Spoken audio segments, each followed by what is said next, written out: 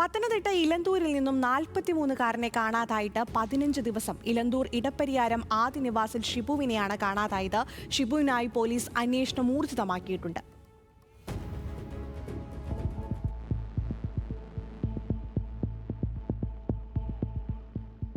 May 31 ഞായറാഴ്ച രാവിലെ ഇലന്തൂരിലെ വീട്ടിൽ നിന്നും പുറത്തുപോയതാണ് ഷിബു. ഒരു ദിവസം പിന്നിട്ടിട്ടും ഷിബു തിരികെ വരാതായതോടെയാണ് ഭാര്യ ജിനു പോലീസിൽ പരാതി നൽകിയത്. ഷിബുവിന്റെ സ്കൂട്ടർ വാര്യാപുരത്തു നിന്നും കണ്ടെടുത്തു. പോലീസിൽ പരാതി നൽകി ദിവസങ്ങൾ പിന്നിട്ടിട്ടും ഇതുവരെ ഷിബുവിനെ കണ്ടെത്താൻ കഴിഞ്ഞിട്ടില്ല. തിരോധാനവുമായി ബന്ധപ്പെട്ട് വീട്ടുകാർ ആഭ്യന്തര വകുപ്പ് മന്ത്രി രമേശ് ചെന്നിത്തലയ്ക്കും പരാതി നൽകിയിട്ടുണ്ട്. ഇതിന് പിന്നാലെയാണ് പോലീസ് ഇപ്പോൾ അന്വേഷണം ഊർജിതമാക്കിയത്.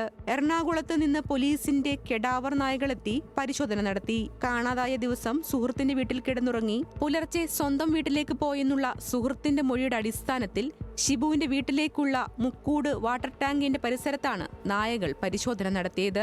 ആറന്മുള പോലീസും ഒപ്പമുണ്ടായിരുന്നു. ഷിബുവിനെ കാണാതായിട്ട് ഇന്നേക്ക് 15 ദിവസം പിന്നിട്ടു. അന്വേഷണത്തിന്റെ ഭാഗമായി ലുക്കൌട്ട് നോട്ടീസും പോലീസ് പുറത്തിറക്കിയിരുന്നു.